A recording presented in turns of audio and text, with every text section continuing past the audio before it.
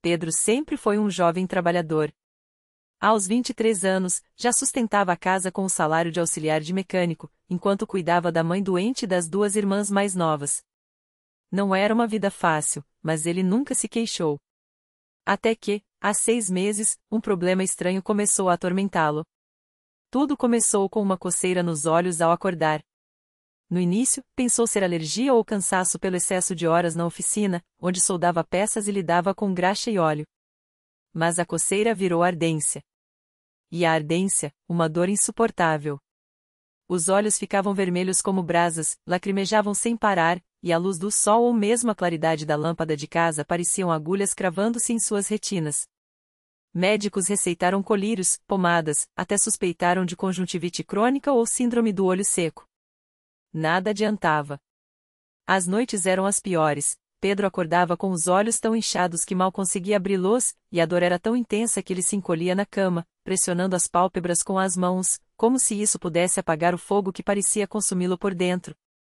Não aguento mais, mãe, confessou certa manhã, depois de mais uma noite sem dormir. Parece que tem carvão quente dentro dos meus olhos. Sua mãe, uma mulher de fé simples mas profunda, suspirou e passou a mão em seu rosto. Filho, já tentamos de tudo. Só nos resta buscar a Deus. Pedro não era de frequentar igrejas. Criado em um lar católico, ia à missa esporadicamente, mais por tradição do que por convicção. Mas a dor o havia levado a um desespero que nem ele reconhecia. Quando a vizinha, Dona Maria, uma irmã da congregação cristã no Brasil, soube do seu sofrimento, não hesitou. Venha conosco no culto, Pedro. Deus ouve os que clamam a ele. Ele relutou no início. O que uma igreja poderia fazer que médicos não conseguiram? Mas a dor o vencia. Naquela quarta-feira à noite, com os olhos quase fechados pela inflamação, deixou-se levar pela mãe e por Dona Maria. A congregação cristã no Brasil era diferente de tudo que Pedro já tinha visto. Não havia altares dourados, nem estátuas, nem música alta. Era um salão simples, com cadeiras de madeira enfileiradas, paredes brancas e um pequeno púlpito à frente. Os irmãos e irmãs chegavam em silêncio, vestidos com modéstia, as mulheres com saias longas e cabelos presos, os homens de camisa social e calças compridas. Ninguém falava alto ou chamava atenção para si. Havia uma serenidade no ar que Pedro não soube explicar. O culto começou com hinos cantados a capela, vozes unidas sem acompanhamento de instrumentos. Pedro reconheceu alguns, como a Jesus, amigo fiel, que sua mãe cantava em casa. A simplicidade daqueles cânticos o tocou de um jeito estranho. Não havia show, não havia emocionante, apenas corações entoando louvores a Deus com sinceridade. Quando o ancião, um homem de cabelos grisalhos e voz firme, subiu para dirigir a reunião, Pedro sentiu algo que não esperava: respeito. Não era um pregador gritando ou fazendo promessas, mas um servo humilde que falava da palavra com autoridade e amor. Vinde a mim, todos os que estáis cansados e oprimidos, e eu vos aliviarei, leu o ancião, de Mateus 11h28. Deus não desampara os seus. Ele vê cada lágrima, cada dor. Pedro baixou a cabeça. Suas pálpebras ardiam, mas ele não quis coçar. Não queria chamar atenção. Porém, quando o ancião pediu que os que tinham necessidade se levantassem para oração, Dona Maria segurou seu braço com suavidade. Levanta, filho. Deus está aqui. Tremendo, Pedro se pôs de pé.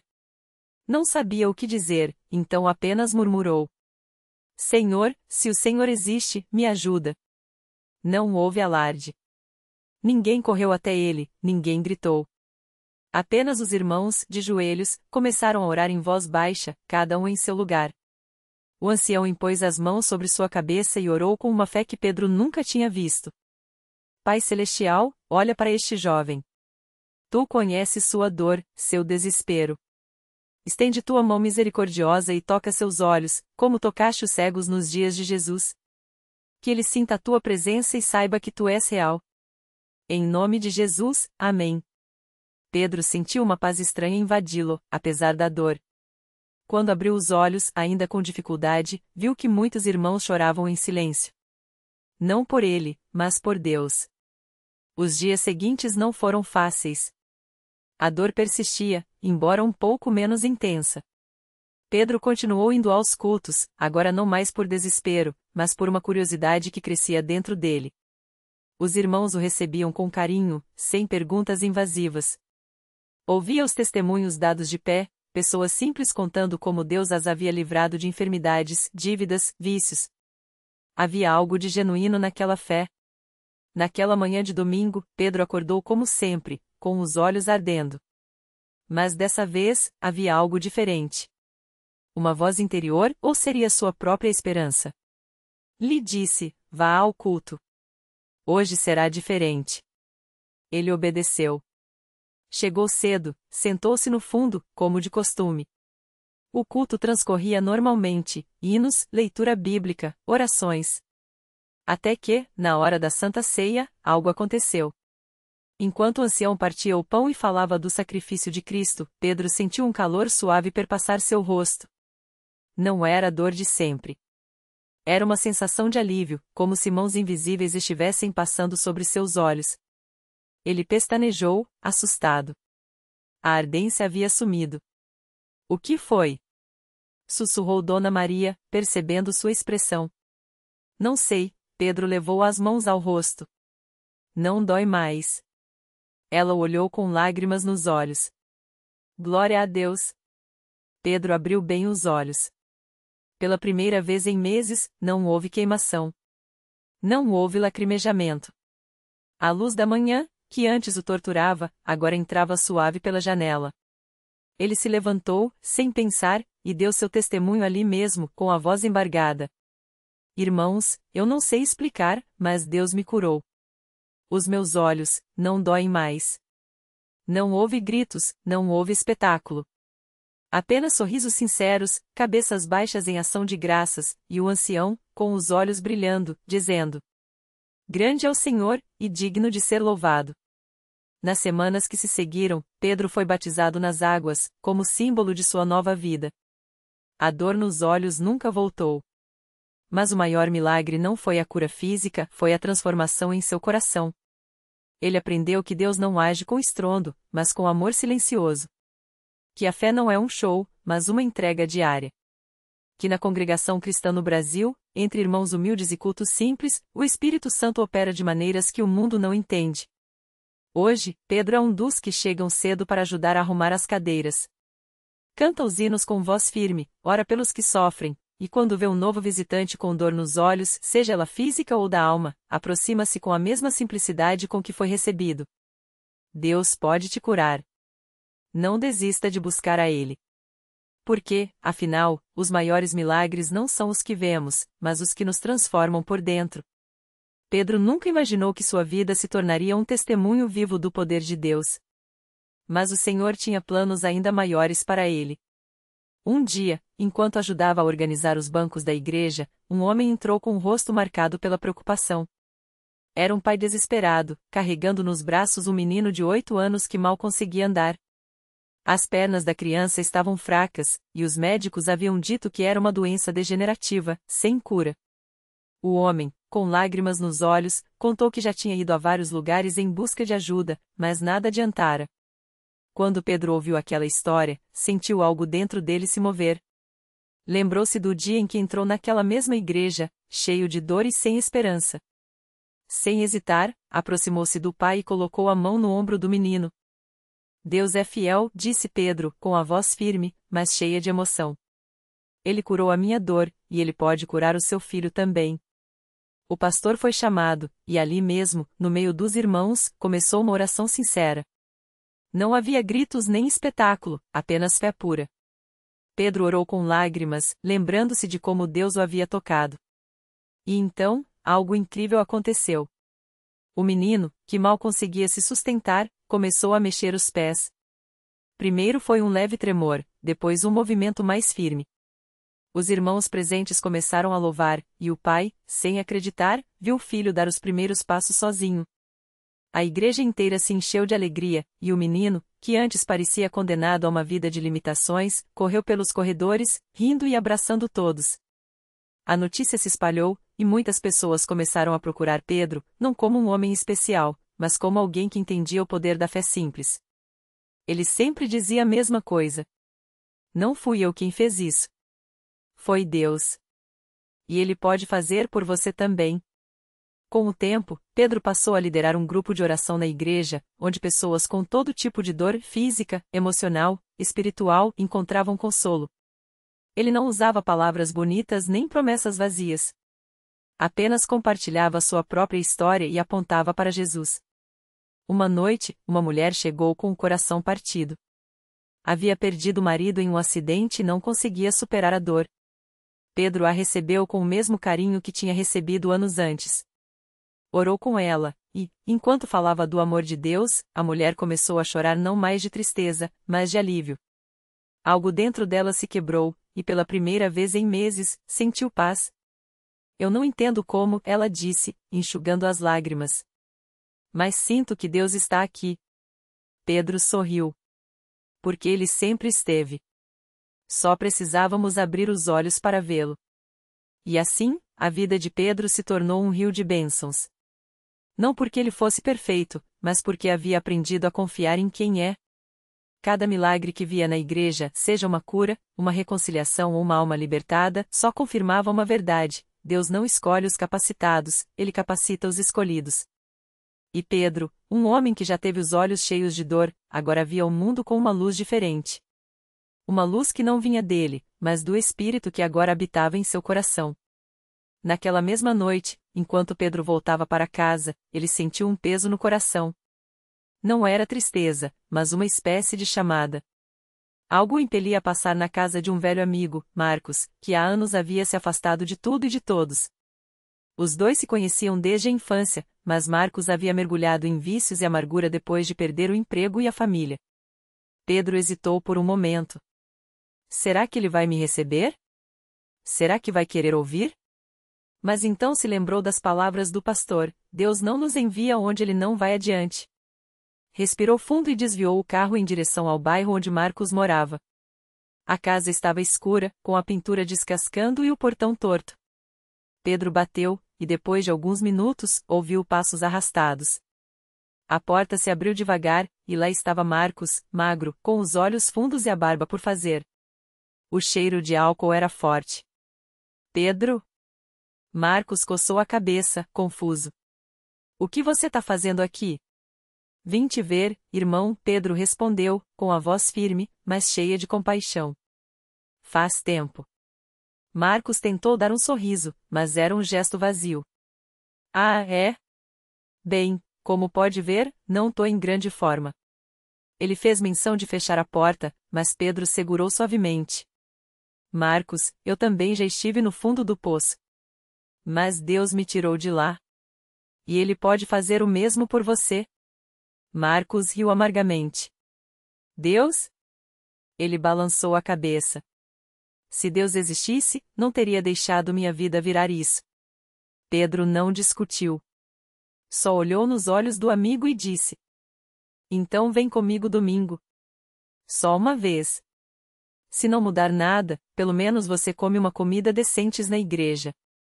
Marcos ficou em silêncio, como se pesasse as palavras. Depois, suspirou. Tá bom. Mas só porque você insistiu. No domingo seguinte, Pedro chegou cedo na Universal e ficou esperando na porta. Quando viu Marcos se aproximar, desarrumado e com vergonha no rosto, correu para cumprimentá-lo. Você veio. Pedro abraçou o amigo, que se deixou envolver, rígido a princípio, mas pouco a pouco relaxando.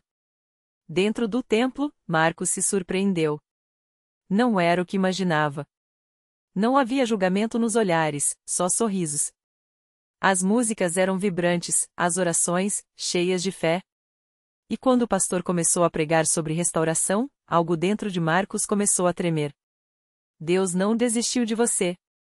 O pastor declarou, como se falasse diretamente com ele. Aquilo que o inimigo roubou, Deus vai devolver em dobro. Marcos sentiu as lágrimas ardendo. Não chorava há anos. Mas ali, entre pessoas que nem conhecia, o peito doía de uma dor boa, como se algo que estava morto dentro dele começasse a respirar de novo. No final do culto, Pedro levou até a frente, onde pastores oravam pelas pessoas. Quando impuseram as mãos sobre Marcos, ele caiu de joelhos. Não foi uma queda física, mas uma rendição. Todas as mágoas, todas as culpas, todo o ódio que carregava pareciam sair de uma vez, como um rio sujo sendo levado pela correnteza. Eu perdoo, ele sussurrou, sem saber bem perdoar quem, mas sentindo o peso sair. Eu quero mudar. Pedro, ao lado, orava em voz baixa, com lágrimas nos olhos. Sabia que aquele era só o começo. Nos dias que seguiram, Marcos começou a frequentar a igreja. Primeiro, por Pedro. Depois, por si mesmo. Arrumou um trabalho, reconquistou a confiança dos filhos, e pouco a pouco, a luz voltou aos seus olhos. Certo dia, meses depois, Marcos estava no culto quando uma mulher se levantou para dar um testemunho. Era a mesma que, meses antes, havia chorado no banco, desesperada. Agora, sorria. Deus me curou. Ela disse, emocionada. Os médicos não acreditavam, mas os exames estão limpos. Não tenho mais nada. Marcos olhou para Pedro, que sorria, como se dissesse, viu? Isso é Deus. E então Marcos entendeu. Não era sobre religião. Não era sobre ser perfeito. Era sobre um Deus que não desiste, que transforma cinzas em beleza e que usa pessoas comuns, como Pedro, como ele, para fazer coisas extraordinárias. Naquela noite, ao sair da igreja, Marcos parou e olhou para o céu. Não havia estrelas visíveis na cidade grande, mas ele sabia que estavam lá. Obrigado, ele sussurrou. E pela primeira vez em muito tempo, Marcos sentiu que alguém, lá de cima, sorria para ele. Marcos voltou para casa naquela noite com o coração leve, como se tivesse deixado um peso enorme na porta da Universal. Ao entrar no apartamento, notou que até o ar parecia diferente. Sua mãe, que sempre ficava acesa até tarde assistindo novelas, estava sentada na sala com a Bíblia aberta no colo. Ele parou, surpreso. Mãe, o que é isso? Perguntou, apontando para o livro que ela nunca havia tocado antes. Ela levantou os olhos, com uma expressão que ele não via há anos, tranquilidade. Hoje eu resolvi ir na igreja com a sua tia, disse, passando a mão na capa da Bíblia. Não sei explicar, filho, mas foi como se algo me puxasse para lá. E quando o pastor começou a orar, eu senti uma paz. Como se alguém estivesse me abraçando por dentro. Marcos sorriu. Não era coincidência. Deus estava trabalhando em todos eles. Nos dias seguintes, Marcos começou a frequentar a Universal com mais assiduidade. Não como um obrigado, mas como alguém que finalmente havia encontrado um lugar onde fazia sentido estar.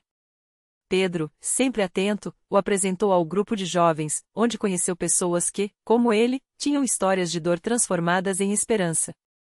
Uma moça chamada Ana, que superou a depressão depois de uma corrente de oração. Um rapaz chamado Tiago, que deixou as drogas após um culto de libertação. Cada testemunho era como uma prova viva de que Deus não apenas existia, como agia no aqui e agora. Mas nem tudo era fácil. Um dia, no trabalho, o chefe de Marcos o chamou no escritório. Ouvi dizer que você anda frequentando essa igreja evangélica, disse, com um tom de deboche. Não vai começar a me pregar agora, vai? Marcos respirou fundo. Antes, ele teria se envergonhado ou até negado. Mas agora, algo dentro dele era mais forte que o medo. Não, chefe, respondeu, calma.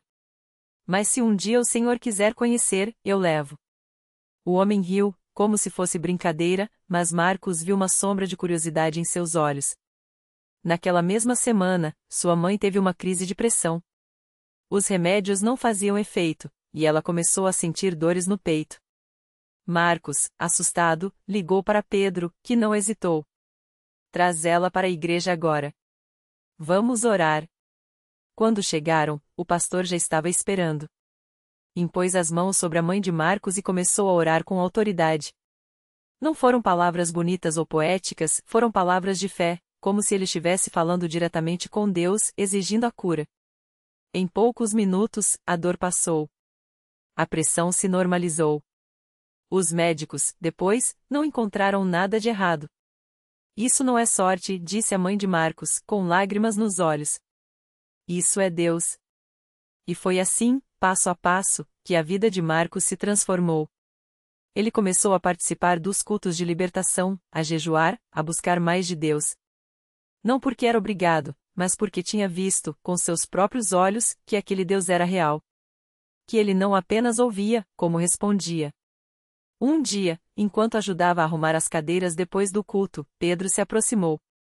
Você lembra quando eu te falei que Deus tinha um plano para você? Perguntou, com um sorriso. Marcos assentiu. Pois é, continuou Pedro. O pastor quer conversar com você. Acha que você tem um chamado para trabalhar na obra. O coração de Marcos acelerou. Ele? Um ex-cético, agora sendo chamado para servir? Mas quando olhou para trás e viu tudo o que Deus já havia feito, a cura da moça, a transformação de sua mãe, a paz que agora morava dentro dele, soube que não era sobre merecimento. Era sobre graça. E assim, sob o telhado da Universal, entre louvores e testemunhos, Marcos encontrou não apenas a fé, mas um propósito. Não era mais o mesmo homem que entrará naquela igreja por acaso. Agora, ele era um milagre ambulante. E, como Pedro sempre dizia, Deus não escolhe os capacitados, ele capacita os escolhidos. E Marcos estava pronto para ser usado. O milagre completo. Naquela noite, enquanto Marcos se ajoelhava no altar, o pastor impôs as mãos sobre ele e orou: Senhor, usa este vaso. Onde havia dúvida, agora há fé, onde havia vazio, agora há propósito. Foi então que Marcos sentiu algo além de palavras, uma chama acesa no peito, como se Deus mesmo sussurrasse: Você é meu, e eu te envio. Nos meses seguintes, Marcos começou a servir, primeiro ajudando na limpeza da igreja, depois liderando pequenos grupos de oração. Até que um dia, durante um culto, uma mulher desconhecida se aproximou, chorando. Meu filho está nas drogas, e ninguém mais acredita que ele pode mudar, disse ela, com os olhos cheios de dor. Marcos reconheceu aquele desespero, era o mesmo que o consumira anos antes. Então, estendeu a mão e orou com ela. Não com palavras bonitas, mas com a mesma fé rude que o salvara: Deus, se o Senhor transformou minha história, pode fazer o mesmo por ele. Uma semana depois, a mulher voltou. Desta vez, não sozinha. Ao seu lado, um jovem de olhar quebrado, mas vivo. Ele veio por causa de você, ela sussurrou. E Marcos soube, o milagre não era só dele. Era uma corrente. Deus o tirara do lixo para fazê-lo ponte. Reflexão final. Às vezes, pensamos que os milagres são só relâmpagos no céu, curas instantâneas, vozes do além. Mas o maior milagre é o que Deus faz em nós: tira a pedra do coração, planta uma semente de esperança e nos transforma em jardineiros de outras almas. Marcos não tinha diploma de teologia, nem eloquência. Tinha apenas uma história queimando dentro dele, esperando ser contada. E isso bastou. Lição de vida. Deus não precisa de heróis. Ele precisa de pessoas dispostas a dizerem: Eis-me aqui, com suas cicatrizes, seus medos e sua fé pequena. Porque a graça não escolhe os perfeitos, ela perfaz os quebrados. E quando você menos espera, o milagre em que recebeu se multiplica nas mãos de quem você toca. Naquela noite, enquanto Marcos olhava para a igreja cheia, agora sua igreja, seu lugar, sorriu. Não era mais um ex-cético. Era um ex-milagre, e o início de muitos outros.